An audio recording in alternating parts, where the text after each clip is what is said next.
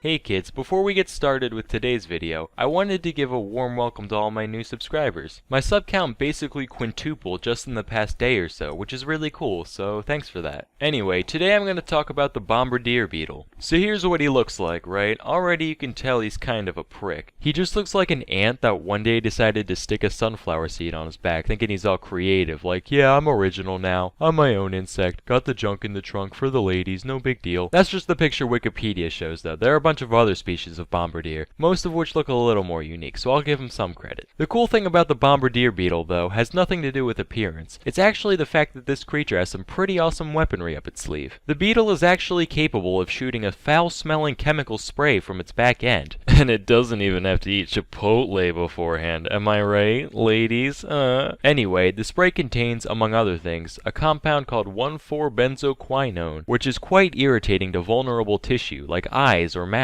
Couple that with the fact that the mixture comes out at a temperature close to the boiling point, and you've got a pretty gangster arthropod on your hands. One could liken the Bombardier Beetle to the common Tumblr feminist. Whenever it feels even slightly threatened, it starts pulling shit out of its ass in an effort to be as unnecessarily inflammatory as possible. Even more interesting than the spray itself, though, is the way the beetle pulls it off. It starts out with two different substances, hydrogen peroxide and hydroquinone, each of which is stored in a separate reservoir in the body. Then whenever the Bombardier gets his jerrys in a jostle, he releases either chemical into a single chamber. Once they mix, these chemicals react violently with one another, producing a bunch of heat and gas. The pressure from the gas is what propels the liquid out of the chamber and into the face of anything nearby. Fortunately for the Bombardier, the pressure also seals off the entrances to the reservoirs, so as to stop the thing from, blowing itself up. As soon as the pressure's released, though, the valves reopen, and the process can be repeated. And this whole cycle takes place within the course of a couple milliseconds, meaning the average beetle could fire anywhere from 5 to 20 blasts within a fraction of a second. Once this video's over, you guys should look up some slow-mo videos of the Bombardier in action. I can't show you here because of copyright and all, but it's pretty cool, so go check it out. Anyway, though, this system of using pressurized gases both to launch projectiles and to regulate the chambering process is actually somewhat similar to how guns like the AK-47 work, so I thought it was pretty neat how this creature managed to evolve something so mechanical in nature. I just hope the NRA doesn't catch wind of these guys. If the government takes away our chemical weapons, only the Bombardier Beetles will have chemical weapons. Then what, man? Then what? Hey, do you guys remember how the Flintstones always used to use animals as tools? Like that Pelican cement mixer, it's all living. Well, it's a shame the writers didn't know about the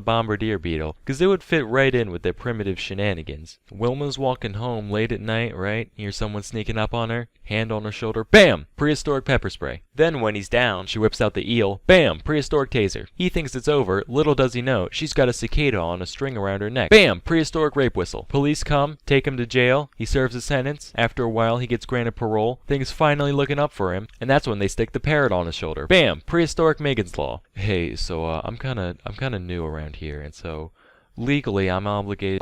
He's a pervert. Well, what he means to say is Kitty diddler. What? Okay, first of all, nobody got diddled, let alone Once a rapist, always a rapist. Anyway, what was this episode about? Right, Bombardier Beetle. So, yeah, that's all for today. Till next time, I'm Salmonella, and thank you for watching.